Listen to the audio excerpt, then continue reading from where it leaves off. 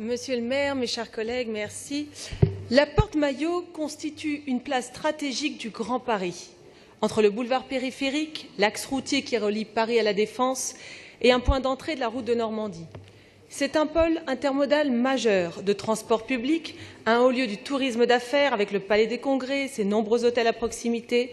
C'est aussi un quartier actif avec des résidents qui doivent continuer à vivre et s'adapter au mieux face aux nuisances provoquées par les chantiers en cours. En effet, aucun autre lieu à Paris ne connaît autant de chantiers, aussi gigantesques qu'à la porte Maillot. Entre le prolongement du RER E, le tramway T3, les deux immeubles ponts tels que 1000 Arbres et la ville multistrate, l'agrandissement du Palais des Congrès, la modification profonde de la voirie, l'axe majeur, l'avancée du bois de Boulogne, autant de chantiers qui vont durer plus de 6 ans.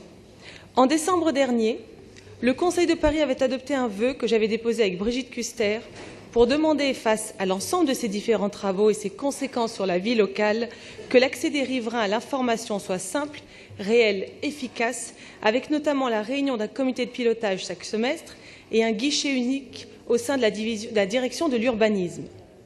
Cela a été mis en place par une adresse mail. Du coup, il aurait été intéressant que soit présenté en 5e commission ou en comité de pilotage un compte-rendu des demandes, des réclamations adressées à ce mail. En effet, la qualité des réponses apportées est essentielle pour éviter la défiance des riverains par rapport à la capacité de la mairie centrale à entendre leurs préoccupations et à gérer la coordination de ces chantiers simultanés.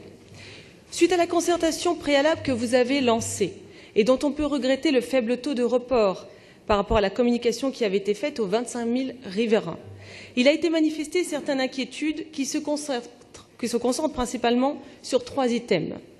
Première demande: que la mairie organise la coordination et le séquençage global des opérations d'urbanisme et des travaux, de sorte à ce que la trompose ne gagne pas le quartier à toute heure de la journée et pendant les 6 prochaines années du chantier. Prenons un exemple, la fermeture pendant seulement 15 jours d'une partie du tunnel du boulevard Gouvion-Saint-Cyr a généré des blocages importants sur la circulation dès 14 heures. Comment se fera le report de circulation quand il sera complètement fermé par la venue du tramway? Deuxième demande: la porte Maillot est un quartier d'affaires, de tourisme, 2 des plus grands hôtels de Paris y figurent, de congrès, une intersection entre plusieurs destinations. La voiture, électrique ou pas, restera un mode de transport fréquent sur ce secteur. Entre les installations de base de vie, les zones de travaux, les fermetures de stationnement, de places de parking existantes pour le tramway ou la piste cyclable future, la colère des résidents ou des personnes de passage risque de troubler le bon fonctionnement de ces actions. Nous souhaitons que la mairie de Paris soit attentive aux besoins locaux en termes de circulation et de stationnement. Troisième point, et enfin, que la mairie informe mieux sur le devenir de la place. Exemple, qu'en est-il du projet d'agrandissement du Palais des Congrès? Est-il défini? A-t-on un visuel? Comment s'inscrit-il dans la place? Quels sont les délais? Évidemment que nous voterons cette délibération, parce que nous voulons aller dans le sens de l'histoire. Et nous sommes satisfaits de tous ces travaux qui sont en train de se mettre en place et qui vont totalement changer la face de la porte Maillot.